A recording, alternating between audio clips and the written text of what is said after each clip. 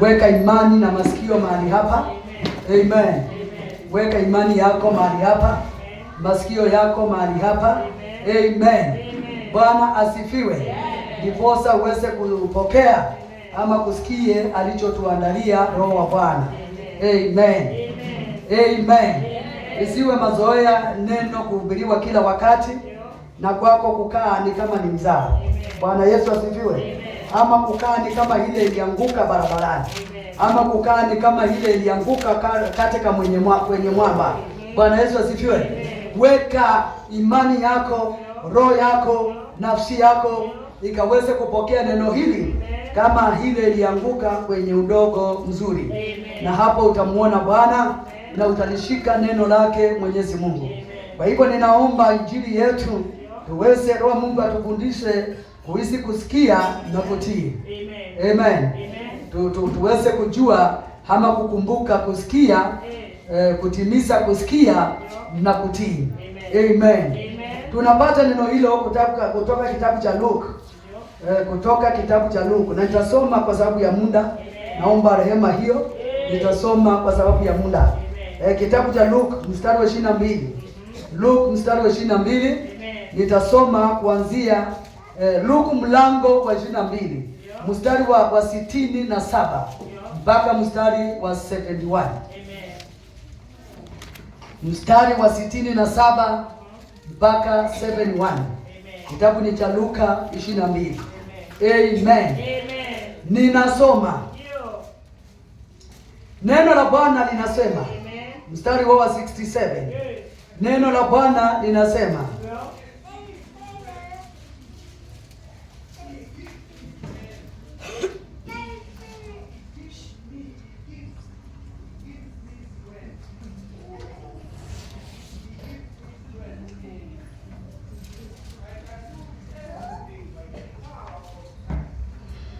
neno la Bwana linasema, akawaambia,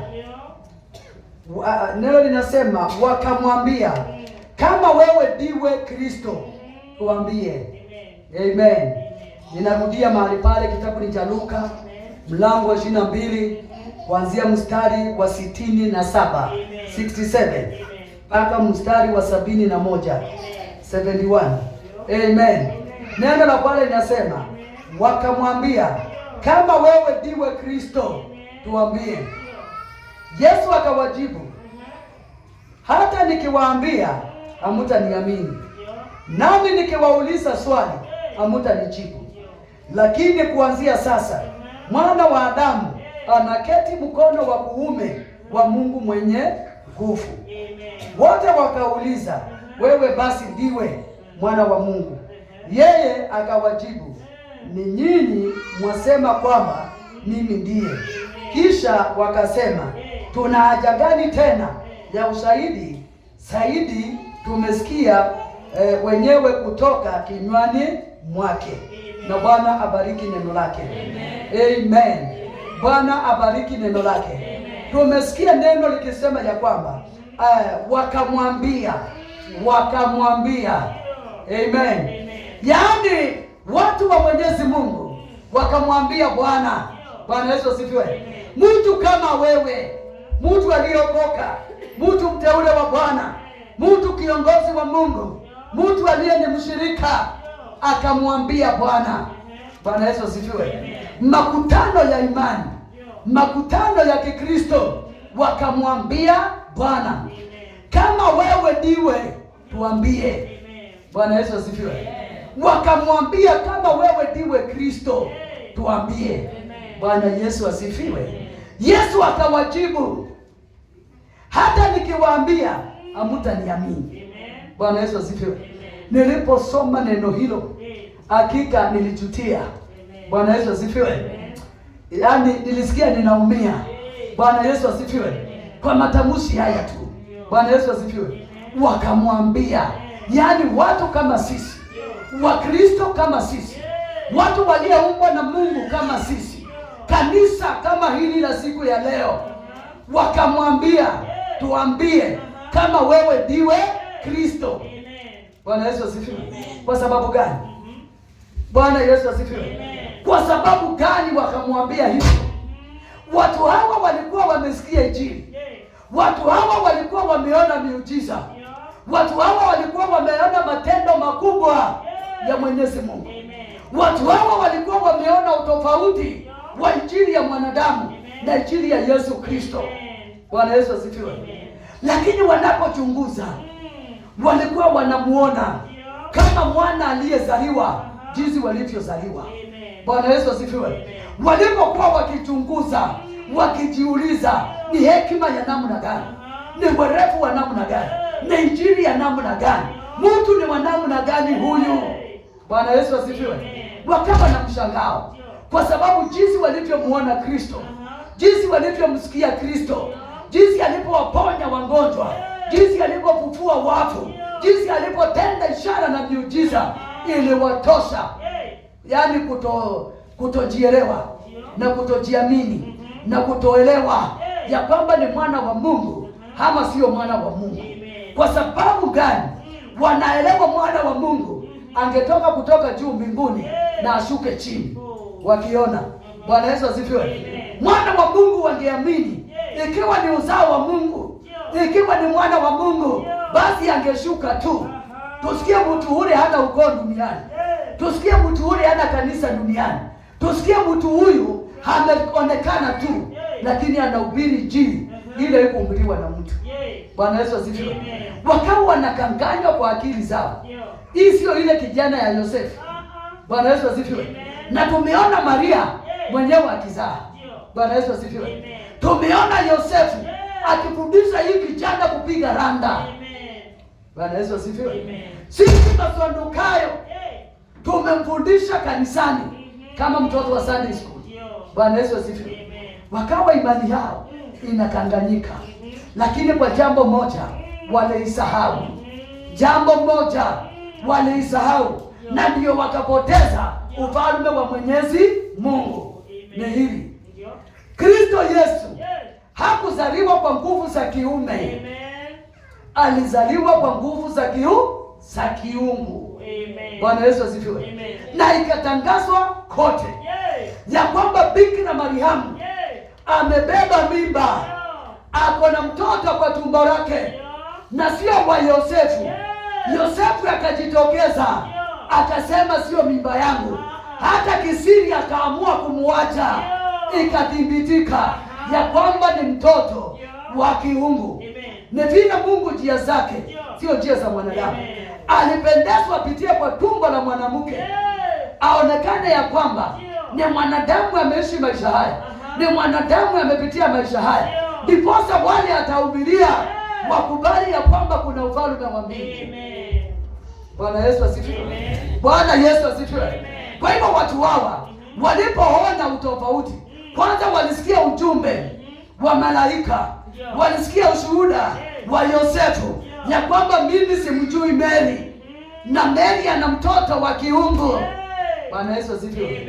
Hapo ndio wangemwamini ya kwamba ni Kristo, ya kwamba ni mkombozi, ya kwamba ni yule ametabiriwa, kwa sababu walikuwa wamehubiriwa Injili katika kitabu cha Yohana, anakuja. Bwana Yesu asifiwe. Yohana aliwatabiria, Isaya aliwatabiria, manabii wa Mungu walihubiri ya kwamba yuko yule anakukuja, yule anayekuja. Jambo hawakuelewa anapitia njia gani. Bwana Yesu asifiwe. Watu wa Mungu hawakuelewa. Tunaambiwa anakuja, yule atakuja kuokoa, yule atakuja kukomboa kanisa, lakini machoni pao, katika hekima yao, ikafichika ya kwamba njia ya Mungu sio njia ya mwanadamu. Bwana Yesu asifiwe. Hawakujua atakuja kama wewe jinsi ulivyokuja, aingizwa kwa tumbo ya mwanamke bikira, azaliwe, alelewe kama wewe, ndiposa wewe umwamini. Bwana Yesu asifiwe. Bwana Yesu asifiwe. Kwa hivyo hapa ndio wakamwambia, amen, kama wewe ndiwe Kristo tuambie tu. Bwana Yesu asifiwe. Kwa sababu walikuwa wameona matendo mema, walikuwa wamesikia Injili njema, walikuwa wameona ukombozi. Bwana Yesu asifiwe. Lakini jambo moja likajificha ndani yao, ya kwamba njia ya mwanadamu, ambia mwenzako njia ya mwanadamu sio njia ya Mwenyezi Mungu. ama sio kama njia ya Mwenyezi Mungu. Yaani njia ya mwanadamu sio kama njia ya Mwenyezi Mungu. Bwana Yesu asifiwe. Wakakosa kuelewa jambo hilo, ya kwamba Mungu ana njia zake, ana special way ya kuintervene kwa maisha ya mmoja, ana special way ya kufikia mtu mahali, ana njia tofauti sana ya kufikia mtu katika maisha haya. Bwana Yesu asifiwe. Na hapo ndio watu wa Mwenyezi Mungu hawajielewani, ya kwamba wanafikiri akiomba sana ndio atatendewa. Amesahau ya kwamba kuna matendo mazuri, kuna heshima, kuna kutii, kuna tabia nzuri mbele ya Mwenyezi Mungu. Bwana Yesu asifiwe. Ninahubiri haya uweze kujua njia ya Mwenyezi Mungu si moja. Bwana Yesu asifiwe. Yaani ana njia yake moja, lakini ana mianya mingi ili anaweza kupitia na akapunguza wewe. Bwana Yesu asifiwe. Hiyo ni jambo tunahitaji kuangalia. Unaweza kuahidiwa ya kwamba nitakubariki. Bwana Yesu asifiwe. Ya kwamba nitakubariki. Bwana Yesu asifiwe. Na wewe ukae ukijua ama ukingojea uone Mungu mwenyewe amekushushia maana kutoka mbinguni. Bwana Yesu asifiwe. Ukose kuelewa Mungu anaweza nitumia, Mungu anaweza tumia mwenzako, Mungu anaweza tumia mtu mwingine ukabarikiwa. Bwana Yesu asifiwe. So kuna kitu ninataka watu waelewe na watu wajue, kuna njia za Mwenyezi Mungu zile za kufikia watu wake. Tusije tukakaa kama jumuiya hii, tusije tukakaa kama watu hawa wasiyekuwa na imani ya kwamba ni Kristo na Kristo ako mbele yao, wasiyekuwa na imani ya kwamba ni mkombozi na mkombozi ako mbele yao. Bwana Yesu asifiwe. Yaani tuamini, nataka uelewe, Mungu akitaka kukufikia ana njia zake mingi. Bwana Yesu asifiwe. Na njia za Mwenyezi Mungu zingine ni uchungu, zingine ni majaribu, zingine ni za furaha, zingine ni za amani. Bwana Yesu asifiwe. Usikae na Kristo pasipo kuelewa ya kwamba anaweza kukufikia na njia yoyote. Bwana Yesu asifiwe. For example, mtu wa kugairi wito wa Mwenyezi Mungu, kazi ya Mwenyezi Mungu, kama vile ninawahimiza, Mungu ana njia zake. Bwana Yesu asifiwe. Mtu wa kugairi njia yake sio ya furaha. Bwana Yesu asifiwe. Mtu huyu anaweza pigwa, ama Mungu anaweza tuma gari umpeleke Kenyatta. Bwana Yesu asifiwe. Kama umegairi tu, nataka uelewe Mwenyezi Mungu ni nani. Bwana Yesu asifiwe. Ukigairi for example, anaweza kutuma gari hata ikugonge mguu moja, ikuachie moja, ukae pale Kenyatta mwezi moja na nusu. Bwana Yesu asifiwe. Yaani uwe na private time na Mungu wako. Bwana Yesu asifiwe. Mungu anaweza kukutengenezea, na nahubiri hivi nikiwa na ushuhuda, anaweza kukutengenezea private time na yeye. Yaani mahali ukiwa kwa kile kitanda, hata kama wodi iko na watu 100, mtazamo wako ni mbinguni tu. Bwana Yesu asifiwe. Kwa sababu mambo ni mawili. Ukiwa kwa kitanda cha hospitali unatazamia mauti, ama Mungu akuokoe katika yale mauti. Bwana Yesu asifiwe. Hata wakikuja wakuombee, wakuambia umepona, wewe imani yako inakuanga wapi? Kwa Mwenyezi Mungu. Bwana Yesu asifiwe. Na ndio tunasema Mwenyezi Mungu ana quarantine. Bwana Yesu asifiwe. Ili anaweza kukuweka, anaweza kukupea masumbuko, anaweza kukupea discipline ya kwamba uhangaike upande juu ya mlima umtafute Bwana. Bwana Yesu asifiwe. Bwana Yesu asifiwe. Uende kwa waganga washindwe, wangangue ifike mwisho. Nimeombea wengi, wananiambia hivi, unaniona nilikuwa na lori 16 zinabeba mizigo Uganda na Tanzania, zinalete Kenya. Bwana Yesu asifiwe. Hapa kwa hii madhabahu nilikuwa mtu nimeona Kisii yote. Bwana Yesu asifiwe. Nimeona Bungoma yote, nimeona Machakos yote kwa utajiri wangu, lakini hayo yote niliyapata kwa njia ya giza. Sikumwamini Bwana na sikukubaliana na Kristo. Lakini sasa nimejaribu kuinukia miungu yangu, nimejaribu kutoa sadaka, Nimejaribu kuinukia madhabahu hayo, lakini hayana msaada kama. Bwana Yesu asifiwe. Nimekutana nao hapa, hata nyumba ya kulala sina. Vitu vyote, magari haya yameenda, vitu vyote ulivyonipa vimepotea. Nimebaki jinsi nilivyo. Naamini Bwana anaweza. Mahali mwanadamu nimeshindwa, mahali mganga ameshindwa, na kutanianga na watu hapo wakiinua mikono ya kwamba nimekubali kuna Yesu mwana wa Mungu. Bwana Yesu asifiwe. So ndio ninafundisha kanisa ya kwamba paradigm ya Mwenyezi Mungu ni ya mambo tofauti tofauti.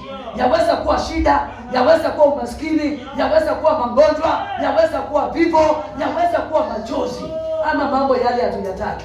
Mungu akuparadigm vizuri. Ndio ukiwa pale unajua mganga hawezi, ndugu hawezi, baba hawezi, gavana hawezi.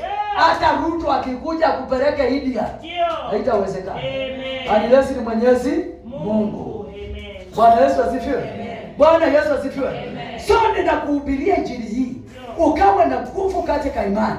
Umwamini huyu Kristo ya kwamba tubahatishi yupo, ya kwamba Yesu yupo katika kila jambo na katika kila hitaji na katika kila jambo zito na jambo la furaha na machozi lile limetushinda. Mwenyezi Mungu ninasema yupo. Bwana Yesu asifiwe. Cha msingi ni kumtii na kumwamini, kwa sababu jambo ni kumtii huyu Kristo. Kwanza umwamini yupo, pili umtii. Bwana Yesu asifiwe. Tatu utimize jinsi anavyotaka. Bwana Yesu asifiwe. Nimesema cha kwamba cha kwanza ni kumwamini yeye yupo. Bwana Yesu asifiwe. Sikukaa na imani ya kubahatisha vile hawa walibahatisha. Tuambie tu kama wewe ni Mungu. Tunaona vile unafanya, tunaona ni kama wewe ni mwana wa Mungu. Bwana Yesu asifiwe. Nataka niambie mtu anayenisikiza, sio kama Kristo yupo. Bwana Yesu asifiwe. Anaokoa, anafungua na anabariki. Chako ni kuamini ya kwamba yupo. Cha pili ni kutii jinsi anavyosema, jinsi anavyotaka. Cha tatu ni kutimiza. Bwana Yesu asifiwe. Nao utamuona akiwa Mungu mwema. Bwana Yesu asifiwe. Hautafikia kiwango kama hiki tuambie tu. Yaani tuambie tu. Mwache kututesa kwa imani. Mwache kutusumbua. Tuambie tu. Bwana Yesu asifiwe. Wangeliamini alizaliwa. Wangeliamini waliahidiwa atakuja. Wangeliamini hakuna mwingine tumeona. Kwa hivyo wacha tumwamini ni Kristo. Maisha yao yangebadilika. Wangeokolewa. Wangeenda mbinguni. Lakini injili hii ya kutapatapa, ya kubahatisha, ilifanya watu hawa wakaanguka mtihani. Kwa sababu Yesu aliwasoma akawaambia, hata nikiwaambia hamutanisikia wala hamutaniamini. Bwana Yesu asifiwe. Wao wenyewe wakaongezea, tumeisha jua. Bwana Yesu asifiwe. Wenyewe tu tumeisha jua ya kwamba wewe ni mwana wa Mungu. Yesu akawajibu, sio mimi nimesema, ni nyinyi mumesema. Kwa sababu gani akawaambia hivyo? Hata kama mnajifanya mshiki neno, mnaona matendo yangu, ama mnaona matendo ya baba yangu, ama mnaamini ndani ya mioyo yenu mimi ni mwana wa Mungu, hata kama mnagairi, hata kama hamtaki kusema. Na kuna watu wa namna hiyo wanajua katika madhabahu haya ni ufalme wa Mungu. Kuna uponyaji, kuna ushindi, kuna ushuhuda, lakini wanabahatisha sana. Anajiona haje kama mtumishi, anajiona haje kama yeye ndiye. Bwana Yesu asifiwe. Yesu hakutaka kuwaambia, alitumia sauti yao. Nyinyi ndinyi mumesema ya kwamba mimi ni mwana wa Mungu. Bwana Yesu asifiwe. Na ikaafikiana na ikaatimiana. Kwa hivyo jambo tunahitaji katika neno hili, tunahimizwa ni kuamini ya kwamba Kristo ni Bwana, ya kwamba Kristo yupo, ya kwamba hakuna jambo linamshinda. Anaweza mambo yote. Haijalishi ni miaka mingapi. Bwana Yesu asifiwe. Kuna watu wamekaa miaka wanahesabu 20, miaka 10, miaka 17 wakiwa kwa majuto na kilio chao. Nataka niambie mtu mahali hapa, kile Kristo anangoja kwako ni kuamini ya kwamba yeye yupo. Bwana Yesu asifiwe. Na kisha utii. Tii njia zake, tii sauti yake, tii mausia yake. Ya tatu, timiza vile yeye anataka. Utamwona akiwa Mungu mwema na akiwa mwaminifu. Fungua kitabu cha Yohana 10 mstari wa 25. Kitabu cha Yohana pale mbele tu, mlango wa 10. Mlango huo wa 10. Kitabu cha Yohana, wacha nisome kwa sababu ya muda, tumechelewa kidogo kijana. Amen. Muda ni mchache sana. Ya kupea tu moja ndio uridhike. Amen. Bwana asifiwe. Kitabu ni cha Yohana 10 mstari wa 25. Kitabu ni cha Yohana 10 kuanzia mstari wa 25 mpaka mstari wa 30. Amen. Yesu akawajibu, ninawaambia, lakini amwamini. Mambo ninayotenda si kwa jina la ni kwa jina. Ndarudia. Yesu akawajibu, nimewaambia, lakini hawamwamini. Mambo ninayotenda si kwa jina la Baba yangu, si kwa jina la Baba yangu yananishuhudia. Swali linanilenga. Yesu akawajibu, nimewaambia, lakini hamuniamini. Amen. Mambo ninayoyatenda kwa jina la Baba yangu. Amen. Mambo ninayoyatenda kwa jina la Baba yangu yananishuhudia. Lakini hamwamini kwa sababu nyinyi si wa kundi la kondoo wangu. 27. Kondoo wangu husikia sauti yangu, nami nawajua, nao unifuata. Nami ninawapa uzima wa milele. Hawataangamia kamwe, wala hakuna mtu atakayewapokonya kutoka mikono yangu. Baba yangu aliyenipa hawa ni mkuu kuliko wote, na hakuna awezaye kuwapokonya kutoka mikononi mwake. Mimi na Baba yangu tu mmoja. Amen. Na Bwana abariki neno lake. Hakika ni neno tamu, ni neno lina ushuhuda na uthibitisho wa Mwenyezi Mungu. Yesu akawajibu tena, sikia mara ingine tena. Yesu akawajibu watu wake, kanisa lake, wateule wake. Yesu akawajibu, nimewaambia, lakini hamuniamini. Mambo ninayoyatenda si kwa jina, mambo ninayoyatenda kwa jina la Baba yangu yananishuhudia. Bwana Yesu asifiwe.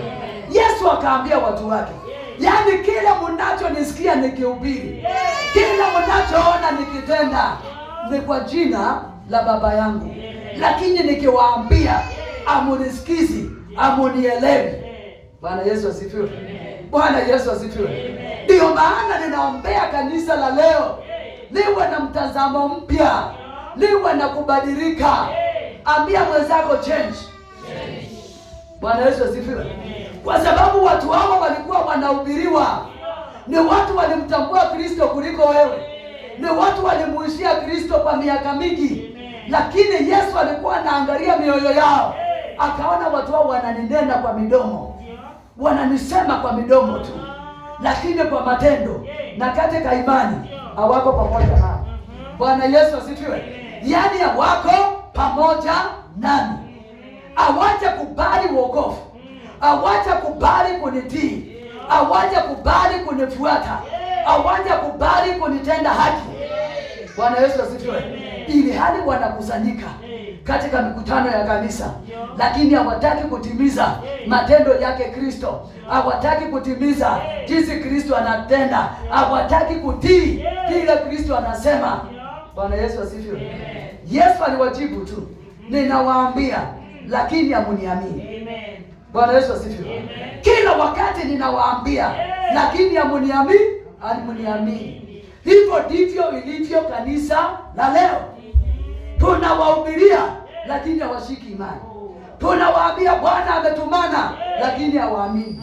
Tunawaambia Bwana amesema lakini hawaamini. Bwana Yesu asifiwe. Tunawaambia wacha dhambi lakini hawaamini. Tunawaambia rejelea Mwenyezi Mungu lakini hawaamini. ili hali wanakuja kwa mikutano tu. Bwana Yesu asifiwe. Yesu akawaambia, mambo yote mumeshuhudia nikitenda ni ya Baba yangu. Baba, mimi na Baba tu mmoja. Bwana Yesu asifiwe. Na hii ni injili ya wale upigana na wateule wa Mwenyezi Mungu. Kwa sababu jambo kama hili lilikuwa hata wakati wa Kristo, ya kwamba anawahubiria, mimi ni mwana wa Mungu, mimi nimekuja kuwaokoa. Anawahubiria ya kwamba ufalme wa Mungu u karibu, lakini watu wale wanapinga ujumbe wa Kristo. Bwana Yesu asifiwe. Hiyo injili ama watu wa namna hiyo, watu wa kugairi, watu wa kutotii, watu wa upinzani, watu wa vita, watu wasiomtii na kumfuata Kristo, hata kwa kanisa ya leo, sisi wanadamu tuliyetumwa unawaona tu. Bwana Yesu asifiwe. Tunawaona unapohubiri, mbona wananihubiri? Unapoleta ujumbe wao, asiamini ule ujumbe ni wa mawazo, ni wa kuambiwa. Yate watu wa Mwenyezi Mungu hawamwamini Kristo, hawaamini watumishi wa Mwenyezi Mungu. Wamesimama katika pengo la Kristo kuleta watu wa Mwenyezi Mungu nyumbani mwake. Nataka mtu ndiye abadilishe mawazo. Bwana Yesu asifiwe. Ajua ya kwamba ninaposimama mbele yako, sisimami kwa sababu yangu, ninasimama kwa sababu ya Kristo, ili hali uweze kumsikia, ukaweze kumtii, ukaweze kutimiza, ukaweze kutenda haki, akakuite mwanangu. Bwana Yesu asifiwe. Ni wakati wa mtu kubadilisha nia, kubadilisha na mawazo. Wakati mchungaji amekukosoa, kubali kukosolewa kule kama ni njia ya kurudishwa njia ya uzima wa mbinguni. Bwana Yesu asifiwe. Wakati jambo lipo, kwa sababu mchungaji mwema ni lazima atakosoa watu. Bwana Yesu asifiwe. Ukididimia nitakwambia hapana, hiyo sio mwendo wako, rekebisha. Bwana Yesu asifiwe. Ukishindwa nitakuita tena, ama nitakutangazia ya kwamba la, sio jambo hili, sio njia hili, shika njia hili. Bwana Yesu asifiwe. Nikuambie mara nyingine ya tatu, sikiza sauti hiyo, kwa sababu mimi nimekubali kutumika na sauti ya Bwana, kutumika na Roho wa Mwenyezi Mungu, kutumika kwa sababu yako. Bwana Yesu asifiwe. Ile ninakuomba usione sauti yangu ni kama sauti ya mwanadamu. Sikiza sauti hili ni kama sauti ya Mungu, na mimi natumika vile hii piano inatumikana. Bwana Yesu asifiwe. Mimi natumika tu kama hii speaker vile inatumikana.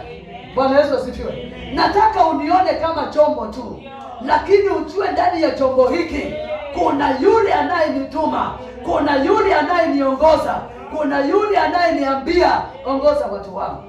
Bwana Yesu asifiwe. So tukiwa na mambo kama haya na maono hayo, tutashika ufalme wa mbingu. Hautaona huyu ni ndugu yangu, hautaona huyu ni mama yangu, hautaona huyu ni dada yangu.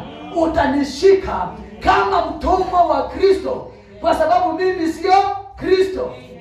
Bwana Yesu asifiwe. Mimi nimetumwa tu. Bwana Yesu asifiwe. Mimi nina uwezo wa kuhubiri nikisema mimi ni mwanadamu tu. Nina uwezo wa kuhubiri nikisema mimi ni mteule tu, nikisema mimi ni chombo tu. Mimi ni mtumwa wa Mwenyezi Mungu, wala mimi sio Kristo. Bwana Yesu asifiwe. Kristo alihubiri akawaambia, kwa sababu alijua yeye ni Kristo. Alihubiri akijua ya kwamba wanastahili kujua mimi ni Kristo. Kwa hivyo hakuwaambia mimi siye ama mimi ndiye. Bwana Yesu asifiwe. Lakini ushuhuda wa vinywa vyao, ya kile wanasoma kwake, ya kile wanapokea kwake, ulimjibu Kristo ya kwamba already wanajua wewe ni mwana wa Mungu. Bwana Yesu asifiwe. Kwa hivyo nahubiria kanisa, tubadilishe akili, tubadilishe mawazo, tumrudie Mwenyezi Mungu, tumtii na tumtende. Bwana asifiwe. Tuende mbele kidogo. Tuende mbele kidogo. Katika mlango huu wa 10 tu, mstari wa 34. Mlango huo wa 10 mstari wa 34. Hapo tu mbele. Ruka kidogo tu. Yesu akawajibu, je, haikuandikwa katika sheria ya kwamba nimesema kuwa nyinyi ni miungu? Bwana Yesu asifiwe. Yesu akawajibu, je, haikuandikwa katika sheria ya kwamba nimesema kuwa nyinyi ni miungu? Kama haliwaita miungu wale ambao neno la Mungu liliwafikia, nayo maandiko hayawezi kutanguka. Amen. Je, mwawezaji kusema kwamba yule ambaye Baba amemweka wakfu kumtuma ulimwenguni anafukuru kwa sababu alisema mimi ni mwana wa Mungu? Ikiwa sifanyi kazi za Baba yangu, basi msiniamini. Lakini ikiwa nasifanya kazi za Mungu, hata kama amuniamini, mimi naziamini hizo kazi, ili mpate kujua na kuelewa kwamba Baba yu ndani yangu nami ni ndani yake. Bwana Yesu asifiwe. Ndipo wakamjaribu kumkamata kwa mara nyingine. Amen. Na Bwana abariki neno lake. Amen. Nataka usikie matamshi haya ya Kristo. Bwana Yesu asifiwe. Nataka usikie kwa njia kitofauti sana, kwa sababu hii ni injili inaweza kukujenga katika msingi. Ni injili inaweza kukuleta karibu na Mwenyezi Mungu. Injili inaweza kukufanya ukamwelewa Mwenyezi Mungu kitofauti. Sio vile umeishi kumwelewa. Ni kama mwanadamu, ni kama kimuungu, ni kama mtu yupo, hata kama tunaambiwa yupo. Injili hii inaweza kukufanya ukaelewa Kristo yuko pamoja nawe. Bwana Yesu asifiwe. Bwana Yesu asifiwe. Kwa hivyo ndio maana tunasikia hiyo neno likisema Yesu akawajibu, haikuandikwa katika sheria ya kwamba nimesema kuwa nyinyi ni miungu? Kama aliwaita miungu wale ambao neno la Mungu limewafikia, nayo maandiko hayawezi kutanguka. Bwana Yesu asifiwe.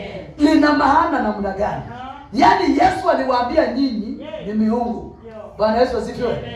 Kwa sababu ukimwelewa Kristo, ukimtii na kumtambua, kutenda na kushika njia zake, ukiokoka katika haki, kuna mtu atakuona mahali kama Mungu.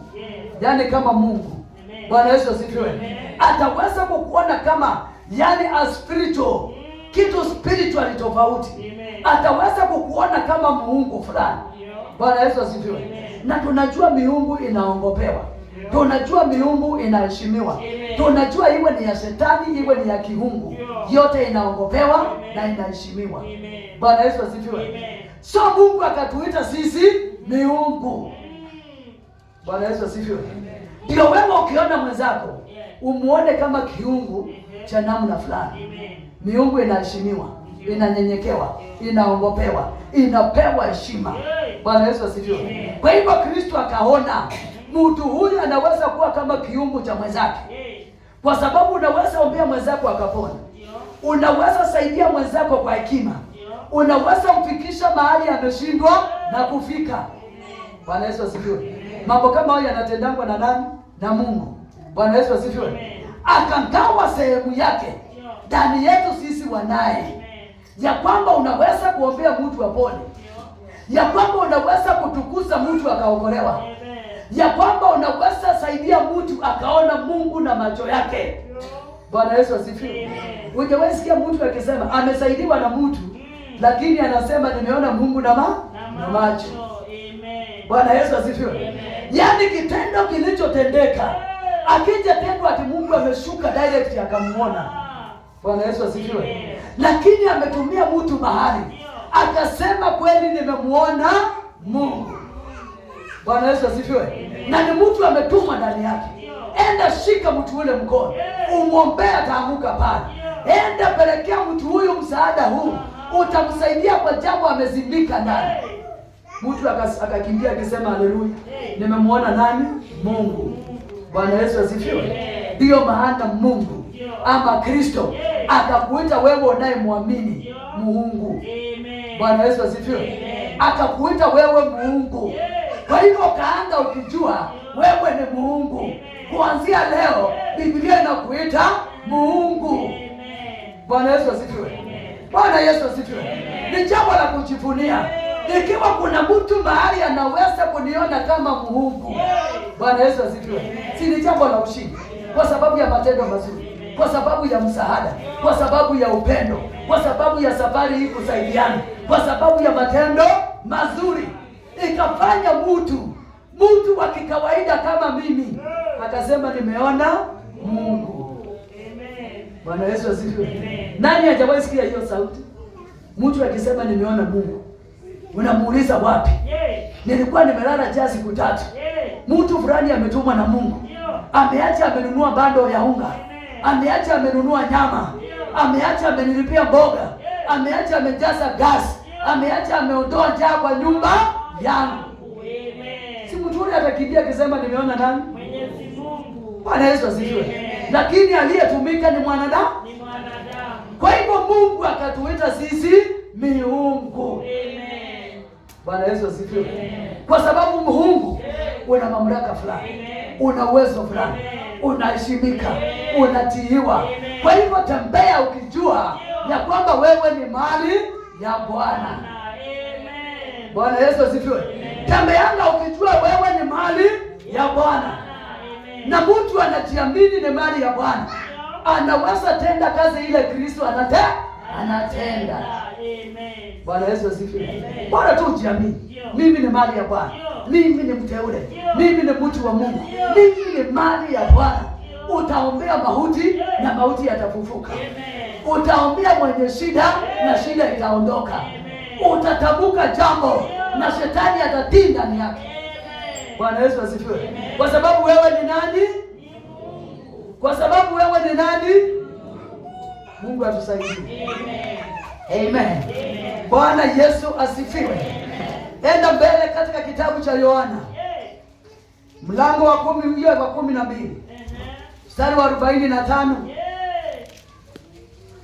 Mstari wa 45. Enda hapo mbele tu, kitabu cha Yohana. Nataka tumuelewe Mwenyezi Mungu, ama tuelewe matamusi na mazungumzo ya Kristo. Kitabu cha Yohana mlango wa 12 mstari wa 45. Amen. Neno la Bwana linasema 12 mstari wa 45 mpaka 47. Neno la Bwana linasema, yeyote anionaye mimi amemuona yeye aliyenituma. Mimi nimekuja kama nuru kama nuru ulimwenguni, ili kwamba kila mtu aniaminie asibaki gizani. Mimi simhukumu mtu yoyote. Anayesikia maneno yangu na asiyatii, kwa maana si kuja kuhukumu ulimwengu, bali kuokoa. Na Bwana abariki neno lake. Amen. Bwana Yesu asifiwe. Bwana Yesu asifiwe. Yaani ni neno lina furaha, ni neno linachemusha imani yetu. Sijui kama wewe unasikia vile nasikia mvuto ule mchemuko wa Roho Mtakatifu, kwa sababu kuna mambo sikuyajua na leo hii ninayajua. Bwana Yesu asifiwe. Ninasikia neema ya Bwana ikiwa imenitosha. Bwana Yesu asifiwe. Nasikia upendo wa Mwenyezi Mungu ukiwa juu yangu. Bwana Yesu asifiwe. Kwa sababu yeye alisema, yeyote aniaminie. Bwana Yesu asifiwe. Yeyote aniaminie. Nataka ushike jambo hilo. Hakusema mwanaume, hakusema mwanamke, hakusema ni kijana, hakusema ni mzee, hakusema ni mtoto, lakini yeyote anayemwamini. Bwana Yesu asifiwe.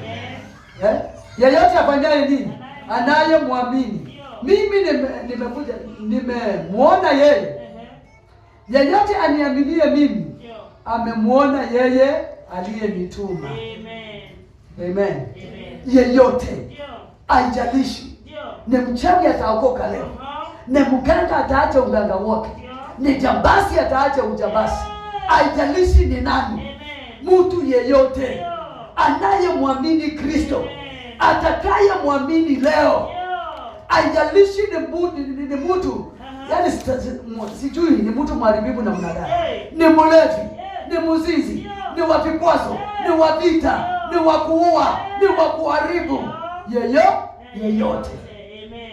Mradi tu utaamini dakika hii, Bwana Yesu asifiwe, ya kwamba injili hii ni ya ukombozi, ya kwamba injili hii ni ya Bwana, ya kwamba Bwana ameninenea, Bwana amenitumania, Bwana ameniagiza, yeyote amwaminie.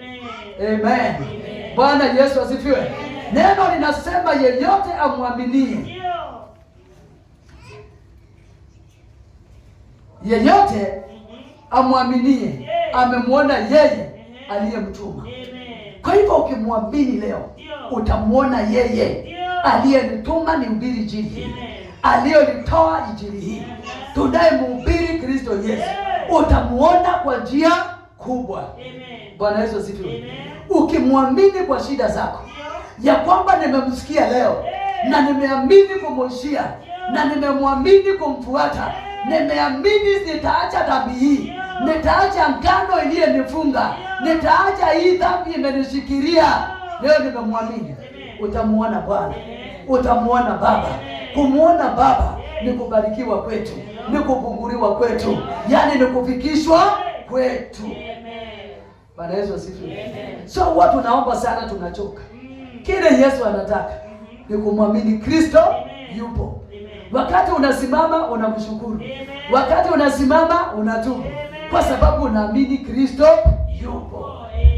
Bwana Yesu asifiwe. Na kwa jambo hilo atakemea wachawi, kwa jambo hilo atavunja uganga, kwa jambo hilo magonjwa ya ukoo yataanguka kutoka ndani yako. Kamata za kishetani zote zitaachiliwa, kwa sababu anasema yeyote aniaminie mimi atamuona aliyenituma, atamuona Bwana. Bwana Yesu asifiwe. Ni jambo gani hilo limekushinda? Ni jambo gani hilo unaliona ni kana kwamba Mungu yuko mbali na wewe? Bwana Yesu asifiwe. Rudisha imani. Ambia jirani, rudisha imani.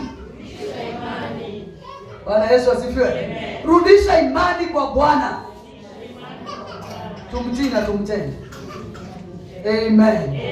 Kwa sababu ameahidi yeyote amwaminie atamuona Bwana. Kuamini kwetu sio bure. Kuamini kwetu kuna faida. Yaani kufuatana na Kristo, usione kuchoka kwako kumuishia Kristo, kumtendea Kristo, kumtendea Bwana, usione ni kana kwamba ni kukosa ama ni kupoteza. Biblia inasema kuna kumuona Bwana. Bwana si huonekana kwa mema, Bwana si huonekana kwa mambo mazuri, Bwana si anaonekana kwa ushindi. Amen. Kwa hivyo tumrudie Bwana. Mimi nina wito wa kwamba tumrudie Bwana. Nina wito wa kiimani, tumrudie Bwana. Sahau yaliyotendeka, sahau yaliyopita, sahau aliyekupiga, sahau aliyekukwaza, sahau yani chochote kile kinadhoofisha nafsi yako.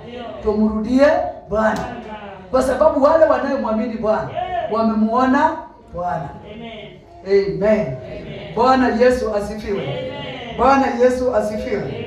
Tuende kitabu cha Yohana pale mbele tu na kufundisha matamshi ya Kristo. Kumtii, yaani kusikia na kumtii. Usisikie tu na ukose kutii, usikie na utii. Bwana Yesu asifiwe. Kitabu cha Yohana. Bwana Yesu asifiwe.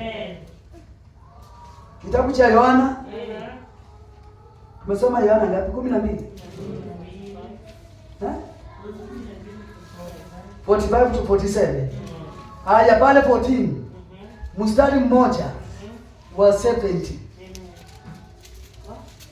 Wa 10. 10 ama ni 70? Imefika 70. Haya ni 10. Niliandika vibaya. Mstari mmoja 14:10. Amen. Mstari mmoja Yohana 14:10. Amen. Neno la Bwana linasema. Amen. Kitabu cha Yohana. Amen. 14. Amen. Kitabu cha Yohana 14 mstari wa 10. Neno la Bwana linasema, je, hamwamini ya kuwa mimi niko ndani ya Baba naye Baba yuko ndani yangu? Maneno ninayowaambia siyasemi kwa ajili yangu mwenyewe, bali kwa Baba akaaye ndani yangu, ndiye atendaye kazi hizi. Amen. Bwana Yesu asifiwe. Kristo mwenyewe akajidhibitisha. Mlango wa 14 mstari wa 10. Amen. Bwana Yesu asifiwe. Akasema, je, auamini ya kuwa mimi niko ndani ya Baba, naye Baba yuko ndani yangu? Maneno ninayowaambia siyasemi kwa ajili yangu mwenyewe, bali Baba akaaye ndani yangu ndiye atendaye hizi kazi. Amen. Kwa hivyo mwamini wateule na watumishi wa Mwenyezi Mungu. Mwongozo tunayewaongozea, mafundisho tunayeyafundisha, njia tunasema tuitii na tuifuate, sio yetu sisi wenyewe. Bwana Yesu asifiwe. Ninapowaambia tukutane kanisani, ninapowaambia kujeni kwa mkesha, ninapowaambia tupeleke kuruseti nje, ninapowaambia tutende kwa sababu ya Bwana. Bwana Yesu asifiwe. Sio kwa sababu ya mpango wangu. Bwana Yesu asifiwe.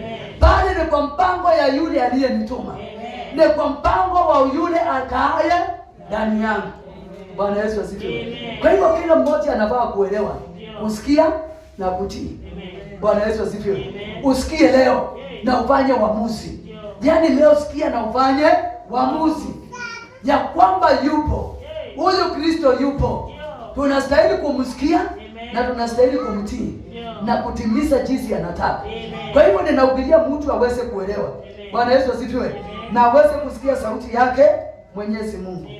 Tuende mbele tu, mlango wa 16. Nataka kudhibitisha maneno haya. Bwana Yesu asifiwe. Tunadhibitisha maneno ya Kristo. Bwana Yesu asifiwe. 16 mstari wa 12 hadi mstari wa 15. Amen. Na mimi nasema aliye na masikio afanye nini? Asikie. Amen. Bado ninayo mambo mengi ya kuwaambia, lakini hamwezi kuyastahimili sasa. Huyu ni Kristo. Amen. Bado ninayo mambo mengi ya kuwaambia, lakini hamwezi kuyastahimili sasa. Atakapokuja huyo Roho wa kweli atawaongoza, awatie katika kweli yote. Yeye atanena kwa ajili yake mwenyewe, bali hatanena yale yote atakayosikia, naye atawaonyesha mambo yajayo. Atanitukuza mimi, kwa maana atayachukua yaliyo yangu na kuwajulisha nyinyi. Vyote alivyo navyo Baba ni vyangu. Ndivyo maana nimesema, Roho atachukua yaliyo yangu na kuwajulisha nyinyi. Amen. Bado kitambo kidogo nanyi mtaniona, na tena bado kitambo kidogo nanyi hamtaniona. Amen. Na Bwana abariki neno lake. Amen. Kwa hivyo Kristo anazidi kudhibitisha Ukristo ni jambo la faida. Ukristo ni jambo la maana, kwa sababu tunaona ametuongezea kitu kingine, ya kwamba hatuwezi kumwelewa kwa ukamilifu kama hatuna ule Roho wake. Bwana Yesu asifiwe. Lakini anatuahidi atamwachilia hata kwa wale hawajapata hiyo alama ya Roho Mtakatifu. Bwana Yesu asifiwe. Roho wa Bwana atamwachilia aingie ndani yao. Anaweza kumwachilia sasa. Anaweza kuachilia huyo Roho hata sasa ninaposema, wakawa na ufahamu wa kupokea na kushika neno hili, wa kuelewa Kristo na kutendewa mambo yale Kristo amesema kwa neno lake. Bwana Yesu asifiwe. Kwa hivyo jambo ni kusikia na kutii, ya kwamba unahitaji msaidizi aliye ni Roho wa Bwana aweze kukaa ndani yako, uweze kumpa nafasi ndani yako. Bwana Yesu asifiwe. Naye msaidizi huyu utembea na wale wanamheshimu, wanamsikia, wanamtii na wanamuogopa Mwenyezi Mungu. Bwana Yesu asifiwe.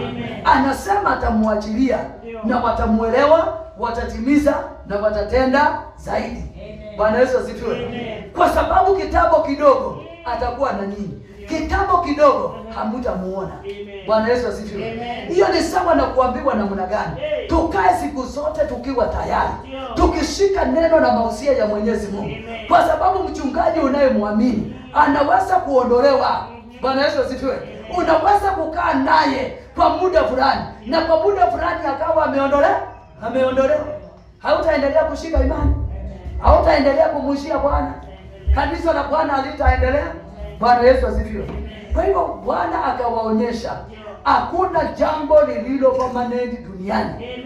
Bwana Yesu asifiwe. Hata hilo unapenda, iwe ni mume wako, iwe ni mke wako, hakuna mtu aliye permanent duniani, ataondoka. Bwana Yesu asifiwe.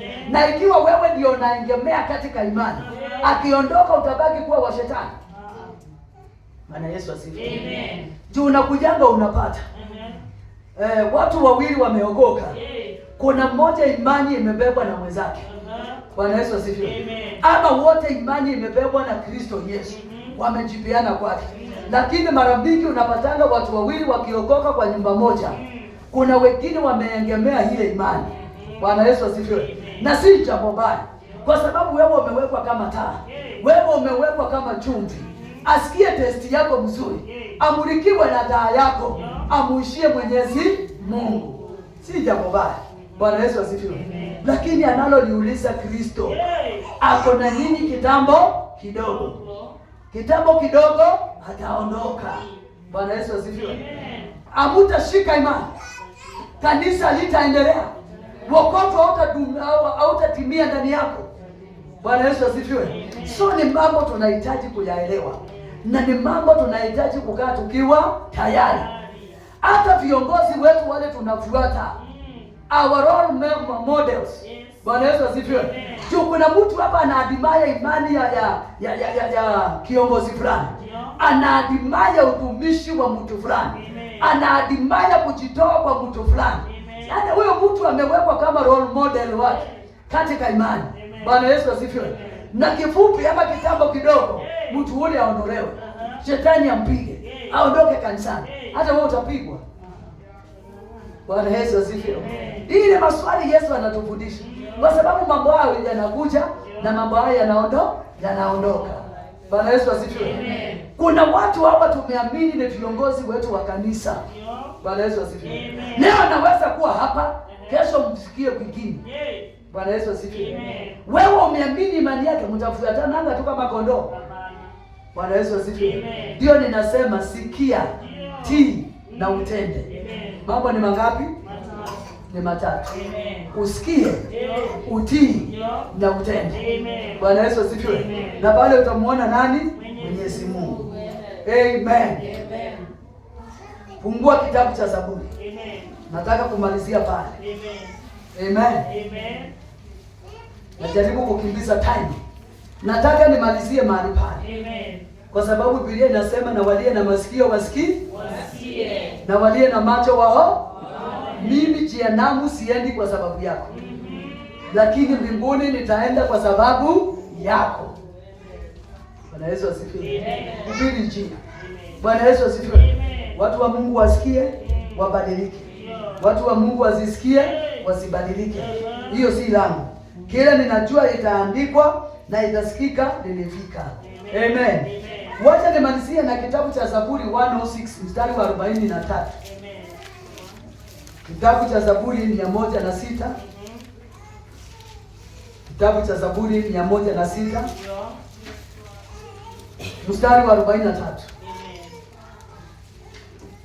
Malizia pale, Roho Mungu atusaidie.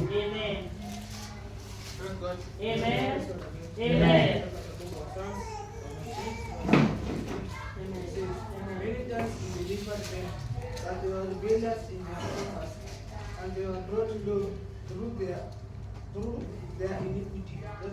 Amen. Bwana Yesu asifiwe. Amen. 106 mstari wa 43. Amen. Roho Mwenyezi Mungu akasema, ama neno lake Mwenyezi Mungu linasema. Mstari wa 43.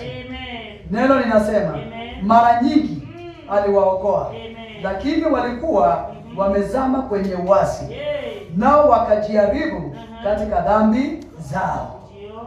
Amen. Bwana Yesu asifiwe.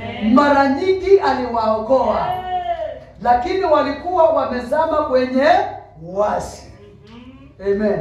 Nao wakajaribu katika dhambi zao. Amen. Bwana Yesu asifiwe. Hapa nikisema tuanze kutoa ushuhuda tangu tumezaliwa. Yaani mahali mtu alishuhudia hivi akaona mkono wa Bwana. Bwana Yesu asifiwe. Akaona ukombozi wa Mwenyezi Mungu. Akaona Mungu. Hatuwezi kumaliza leo. Bwana Yesu asifiwe. Hatuwezi kumaliza kesho. Bwana Yesu asifiwe. Juu pasipo unafiki. In fact, I'm 46 years. Jana ilikuwa birthday yangu. Na ndio ninahubiri nikisema kwa miaka 46 nimemaliza. Yaani sianzi naanza ya 47. Bwana Yesu asifiwe. 46 years. Wewe nafikiri nimeona ukombozi mara ngapi wa Mwenyezi Mungu? Kwa sababu sasa mimi siko kwa youth, nimeingia kwa middle age. Bwana Yesu asifiwe. Sasa tuko pamoja na Pastor Idimuri. Nilimwambia nitamshika, nitampata tu. Bwana Yesu asifiwe. Bwana Yesu asifiwe. Kiumri sasa nimepandishwa cheo. Bwana Yesu asifiwe. Sasa nimesonga, nimeacha cheo hiyo nikaingia ingine. Niko level ingine sana. 46 years, youth inaishianga 45. Bwana Yesu asifiwe. Sasa mimi sio youth anymore. Hivyo ndivyo hivyo. Una mambo ningefanya ya youth sasa, hiyo imekatika. Bwana Yesu asifiwe. Sasa nimeingia mambo ya uzee. Uzee ule wa katikati. Bwana Yesu asifiwe. Ndio niliambia pastor wetu Idimuri niko nyuma. Nitakupata tu, akafikiria ni mchezo. Nishampata. Tuko klasta moja. Bado hajafika hapo mbele. Sasa tuko klasta moja ya uzee. Bwana Yesu asifiwe. Ndio hajafika pale 70. Sasa mpaka afike 70. Ndio niambie nimekuacha sasa. Bwana Yesu asifiwe. Ning'ang'ane na mimi nifike 70. Tupatanie pale 80s. Bwana Yesu asifiwe. Kwa sababu itakuwa hivyo. Amen. Bwana Yesu asifiwe. So ndio ninatoa ushahidi ya kwamba mwaka wa kwanza, yani from zero, wakati nilizaliwa nikaanza kuhesabu 1 mpaka saa hii I'm 46 years old. Bwana Yesu asifiwe. Na siku moja juu yake hii ya leo ilikuwa jana. Bwana Yesu asifiwe. Bwana Yesu asifiwe. Yaani wewe umefikiri nimeona mkono wa Mwenyezi Mungu ukiniokoa mara ngapi? Bwana Yesu asifiwe. Juu sasa najivunia kwa kiwango kingine. Bwana Yesu asifiwe. Kwa hiyo miaka yako ya youth miaka 20 unaweza hesabu mara ngapi umeona kweli Mungu akikuokoa? Bwana Yesu asifiwe. Bwana Yesu asifiwe. Nataka neno hili ninapomalizia ulishike kwa ukamilifu. Bwana Yesu asifiwe. Si kwa mzaha. Mstari wa 43. Mara nyingi aliwaokoa. Bwana Yesu asifiwe. Si mara moja, si mara iliye na hesabu. Ni mara nyingi. Unajua nyingi haina hesabu. Wakati unasema mara nyingi, hiyo haina kiwango, haina kipimo, haina hesabu. Kwa hivyo Mungu ameishi kutuokoa sisi. Kwa watesi, kwa wachawi, kwa maajali, kwa dhiki, kwa vita, kwa mitego, kwa magonjwa ile ingetuua. Bwana Yesu asifiwe. Yaani nataka urudishe sasa mawazo nyuma. Uone mkono wa Bwana juu yako. Uone matendo ya Mwenyezi Mungu juu yako. Kama siyo Bwana. Bwana Yesu asifiwe. Jambo hiyo unalikumbuka sasa. Ungelikuwa wapi? Bwana Yesu asifiwe. Naomba uangalie nyuma. Ni vizuri saa zingine spiritually kuangalia ubali ule umetoka na mahali pale umefika. Bwana Yesu asifiwe. Bwana Yesu asifiwe. Kwa sababu amesema mara nyingi aliwaokoa, lakini walikuwa wamezama kwenye uasi. Yaani anapotuokoa, anapokuwa msaada na msaidizi wetu, anapotutendea mema na kututenda haki, sisi tunazidi tu kuzama kwa uasi wetu. Bwana Yesu asifiwe. Unaonaje hiyo? Bwana Yesu asifiwe. Bwana Yesu asifiwe. Yaani anazidi kutuokoa kila kuchao. Walisema hautaoa, leo hii umeolewa. Walisema hutasoma, watoto wako wamesoma. Bwana Yesu asifiwe. Hata kama hukusoma wamesoma. Hata wengine wako na madigrii walisema utaishi ufikishe miaka hiyo, lakini ulipita hiyo miaka na unaenda 120. Bwana Yesu asifiwe. Alituokoa katika mambo mengi. Yaani mara nyingi tuliokolewa. Bwana Yesu asifiwe. Kumbuka wakati ulikuwa unalelewa ukiwa mdogo, muliponea haji. Uliponea wapi?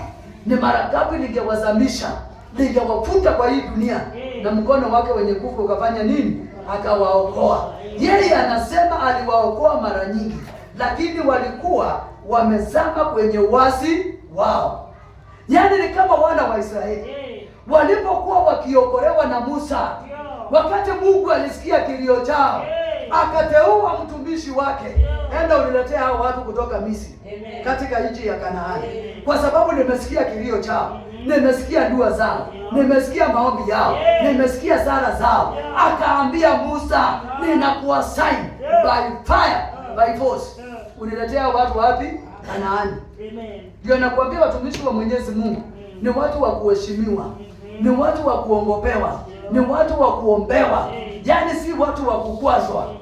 Just imagine unakwasa mchungaji, na hiyo leo ndio hiyo sandi anatumwa kuzimu, anarudi. Bwana Yesu asifiwe.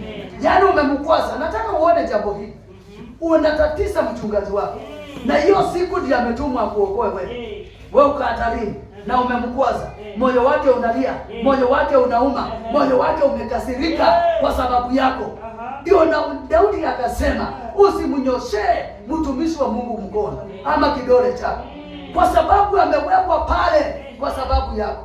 Wakati ule unamkwaza, iwe ndio wakati Mungu ameachilia akuje kukuokoa, aidha kwa kifo ama kwa majanga yoyote, kwa magonjwa ama kwa giza lolote, na umemkwaza. Hata ulimwengu wa rohoni atakuja. Bwana Yesu asifiwe. Tuongee tu vizuri. Umekwasa mchungaji wako, umepigana na mchungaji wako, umekasirisha mchungaji wako, na kwa sababu Mungu alimuweka pale kwa sababu yako, yeye hutaweza humu duniani ya mwanadamu, yeye ana uwezo wa kukuja akuokoe. Bwana Yesu asifiwe. Na saa hiyo umesukumwa mpaka kuzimu, na mchungaji ndiye anaweza kukutoa pale. Utatolewa na nani? Bwana Yesu asifiwe. Utatolewa na nani? Ndio Daudi akaangalia, akaona umuhimu wa kuwa na kuhani na mchungaji, akasema astahili kunyoshewa mdomo. Daudi alisema kidole, na mimi nasema zinyoshewe mdomo na kidole. Bwana Yesu asifiwe. Juu wakati unainua mdomo wako, unainua kidole chako, hapo ndio wakati ule sasa unaweza kuwa kwa hatari, na huyo ndio mkombozi wako ule amepeanwa. Utakuwa mgeni wa nani? Bwana Yesu asifiwe. Si utagarika, si utakufa, si utapotea, kwa sababu mchungaji anasema amenichokeza, wacha huyo abebwe na mto huo ukamtembe kwingine. Bwana Yesu asifiwe. Juu ya roho ya mwanadamu, ya mwanadamu. Bwana Yesu asifiwe. Hivyo ndio tunasema, ukiishi kumuasi na kumchukiza Mwenyezi Mungu, ukiishi kumchukiza roho wa Mwenyezi Mungu, una wakati utamuhitaji katika hatari, katika wokovu. Na ukumbuke kule juu mbinguni, anajua hii mtumishi yangu ni kiburi, haina heshima kwa wale watumishi nimepeana kwao, haina kutii, haina kutenda, ni kukwasa, ni kukejeli, ni kiburi, ni kukwasa. Bwana Yesu asifiwe. Na unahitaji msaada wa nani? Wa Mwenyezi Mungu. Utaupata. Bwana Yesu asifiwe. Nauliza, utaupata ikiwa umemkwasa Mungu mpaka mchungaji wake. Bwana Yesu asifiwe. Yaani umekwasa roho wa Mungu, umekwasa mpaka mchungaji ule umepewa, na saa hiyo unahitaji mbingu ifunguke. Litafunguka? Bwana Yesu asifiwe. Mara nyingi niliwaokoa, lakini walikuwa wamezama kwenye uasi wao, na wakajaribu katika dhambi yao. Bwana Yesu asifiwe.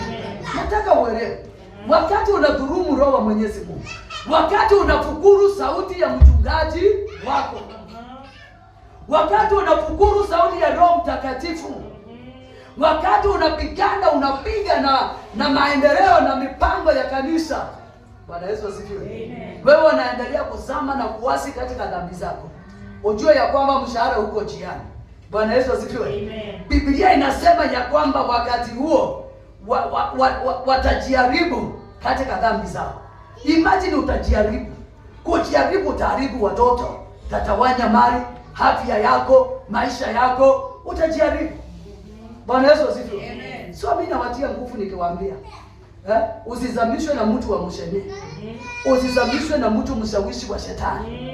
Usizamishwe imani yako na mtu ako na mambo yake. Kwa sababu wakati unakubaliana na ule wasi, neno linasema unajaribu. Unajiwaste. Bwana Yesu asifiwe. Unajitupa kwa ziwa la moto wa milele. Yaani unajipeana kwa shetani ukijua na ukio. Bwana Yesu asifiwe. So ni wakati wa kusikia na kutii na kutenda. Mwenyezi Mungu atusaidie neno hili linene ndani ya roho yako. Neno hili lifikie mwingine hakuisikia siku ya leo. Nimkomboe na nimfungue. Kwa sababu tuomba hilo kutoka kwa Mungu wetu. Na wote tuseme amen. Tena tuseme amen. Tena tuseme